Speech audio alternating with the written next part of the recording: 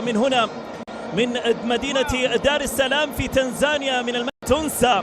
وهنا أولى الخطوات إلى المغرب إلى غرب نصير المزراوي، أشرف حكيمي 2 في الجهة اليمنى، وفي الجهة اليمنى هنا الكرة ملعوبة في أول كرة ملعوبة، لكن الكرة إلى خارج لأي مفاجأة. الكرة ملعوبة على الجهة اليمنى، عرضية ممتازة، التقدم لكن الخطأ.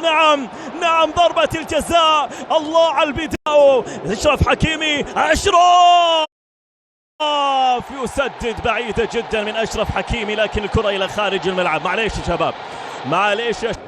بكاري ندوندو وكذلك مكاندا إلى جانب إبراهيم حماد في خط الدفاع، وحاجي لاعبي شختار الأوكراني خلف الكرة يلعب الكرة القوية، لكن الكرة إلى خارج الملعب مرت بسلام. أشرف حكيمي بلمسة إلى حكيم زياش، والمهارة زياش والتقدم زياش والعرضية، يوسف نصيري بالرأس، لكن الكرة إلى خارج الملعب وإلى كراد إلى حكيم زياش الذي يأتي إلى عمق الملعب. حكيم بتصويبة قوية. الله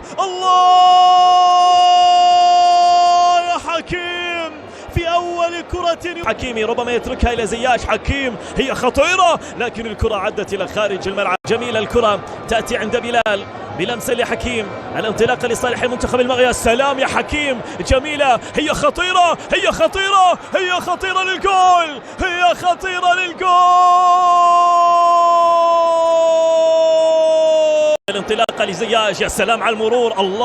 الله يا سلام، والتصويبة ما زالت الخطورة، هي خطيرة ليوسف النصيري للثالث. حكيم كرة في لقطة، الله كانت لقطة رائعة جدا في اللقطة الماضية، لكن الكرة في الأخير يحتسب خطأ لصالح في وسط الميدان لصالح إسماعيل بلمسة. تصل الكرة عند طارق، تصويبة من طارق بعيدة جدا، أراد أن يطرق شباك